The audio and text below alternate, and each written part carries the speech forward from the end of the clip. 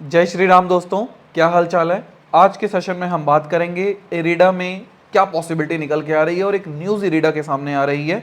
उस न्यूज़ का शेयर्स पे क्या इम्पैक्ट पड़ेगा, कहाँ तक ये शेयर जा सकता है और क्या लेवल है जहाँ पे हमें ध्यान रखना चाहिए। चलिए शुरू करते हैं। इरीडा में एक न्यूज़ निकल के आ रही है कि भारत सरकार ने इरीडा को नवरत्न का स्टेटस दे दिया है। ये न्यूज़ निकल के आ रही है 26 अप्रैल को। 26 अप्रैल को भारत सरकार ने इरेडा को नवरत्न डिक्लेयर कर दिया है। तो इससे क्या फ़ायदा होगा। देखिए, नवरत्न कंपनियां जो होती हैं, जब भारत सरकार से पैसा उठाती हैं तो उनको जो इंटरेस्ट पे करना होता है वो कम लगता है, जिसकी वजह से उनका प्रॉफिट अल्टीमेट बढ़ जाता है। तो भारत सरकार ने जैसे ही इरेडा को नवरत्न किया तो अल्टीमेट कहीं ना कहीं इसके प्रॉफिट मार्जिन को थोड़ा सा इंक्रीज़ कर दिया है। इसी मंथ में 19 अप्रैल को इरेडा ने एक और अपना ईयर ऑन ईयर बेसिस पे रिजल्ट डिक्लेयर किया था क्वार्टर का, जिसमें इरेडा ने 34% की ग्रोथ देखने को भी मिलाई थी। मतलब पिछले साल के रिस्पेक्ट में इस साल 34% इसका रेवेन्यू भी ज़्यादा हुआ था, प्रॉफिट भी ज़्यादा हुआ था। अब सवाल उठता है कि इन दोनों न्यूज़ का अब शेयर में क्या इम्पैक्ट पड़ेगा। देखिए, मैं आपसे पहले भी कह रहा था कि एक पैटर्न फॉर्म हुआ है, इस पैटर्न को बोलते हैं dark cloud cover. Dark cloud cover, और ये डार्क क्लाउड कवर इस बात को बताता है कि इस पॉइंट पर बहुत ज़्यादा सेलर बैठे हुए हैं, और अगर यहाँ पे सेलर हैं तो ये एक रेजिस्टेंस जोन बना हुआ है।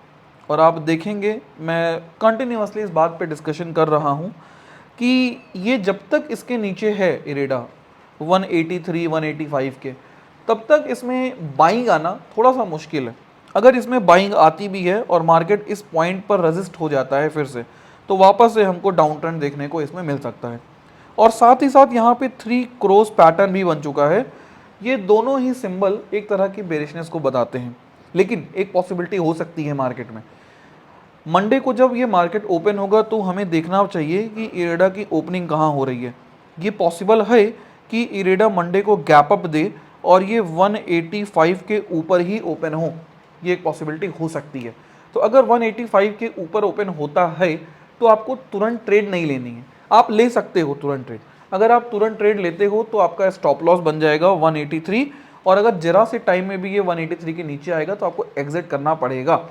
इसलिए मेरी राय में तुरंत एंट्री मत लीजिए, क्योंकि हो सकता है सेशंस के ट्रेडिंग सेशन में ये पॉसिबिलिटी है 5 मिनट 10 मिनट की कैंडल पे कि वापस से ये 83.30 के नीचे आ जाए देखने को। लेकिन अगर सपोज कर लेते हैं कि 185 के ऊपर ओपनिंग करता है और गिरता है अगर ये, और 183 को सपोर्ट लेके यहाँ पे कोई एक सपोर्टिव, मतलब एक रिवर्सल पैटर्न को बनाता है, और अगर इस पैटर्न को ये क्रिएट कर लेता है प्रॉपर तरीके से। अब रिवर्सल पैटर्न कौन कौन से हैं, तो अगर आपको कंप्लीट डिस्कशन देखना है तो मेरे चैनल की प्लेलिस्ट फुल टाइम ट्रेडर में आप देख सकते हैं। जब ये ऊपर जाने की कोशिश करेगा तो 84 85 कहीं पे भी आप इसके अंदर एंट्री कर सकते हो, ठीक है। लेकिन कब, जब ये इंट्राडे में, मतलब मंडे के डेली ट्रेडिंग के सेशन में ये इस 183 को सपोर्ट लेके ऊपर जाए और इसकी गैप अप ही 183 के ऊपर हो, ठीक है। अगर ऐसा कुछ होता है तो यहाँ पे जितने भी सेलर्स थे वो एग्जिट करने की कोशिश करेंगे और हमको एक बड़ा मूव देखने को मिल जाएगा मंडे के सेशन में ही। लेकिन अगर सपोज कर लेते हैं कि इसकी जो ओपनिंग है वो 183 के ऊपर नहीं होती है और उसी के नीचे ओपनिंग होती है, तो 183 की अगर नीचे ओपनिंग हो रही है किसी पॉइंट पे, तो हमें इसमें बुलिश होने की ज़रूरत नहीं है। क्योंकि दोस्तों, जब तक ये 183 के नीचे है तब तक यहाँ के सेलर्स इसको फिर से सेल करना स्टार्ट करेंगे और फिर से ब्रेक करेंगे और ये नीचे टूटेगा। एक प्रॉब्लम और है इसका आरएसआई इस समय 60 है। हालांकि 50 से ऊपर होता है आरएसआई तो वो बुलिशनेस को बताता है, लेकिन यहाँ पे देखने को मिल रहा है कि इसके पहले जब आरएसआई इसने अपना हाई बनाया था तो 68.77 था और अभी आरएसआई 60 चल रहा है।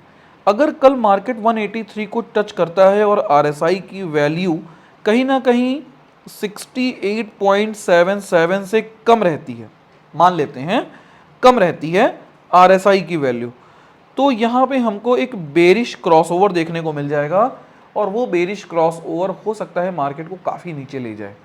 तो इन दो चीज़ों का आप ध्यान रखिएगा। जब तक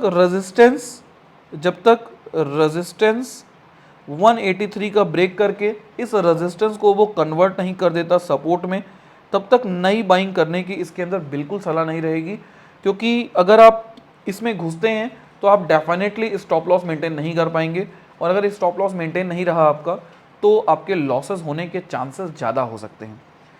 जब तक आपके पास पैसा है तब तक वो सेफ़ है, जैसे ही एक बार आपने मार्केट में डाल दिया वो सेफ़ नहीं रह जाता है, फिर आपको स्टॉप लॉस ज़रूर लगाना चाहिए। और कभी भी एक शेयर में सारा पैसा डालने की कोशिश मत कीजिए। हाँ, लेकिन अगर आपकी कैपिटल छोटी है, मतलब 30,000 है, 50,000 है, तो उस केस में आप एक शेयर में डाल सकते हैं।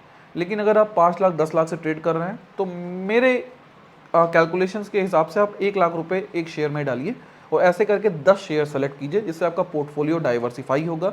और सपोज दैट एक शेयर में किसी न्यूज़ की वजह से 10% 20% की गिरावट आ भी गई, तो भी आप उसको उस जगह पे होल्ड कर सकेंगे, या फिर आप उस जगह पे उस लॉस को जो आप बेयर करने जा रहे हैं सडनली, वो कहीं ना कहीं बाकी शेयर से वो मतलब पूरा हो जाया करेगा, मतलब आपको उतना लॉस देखने को नहीं मिलेगा।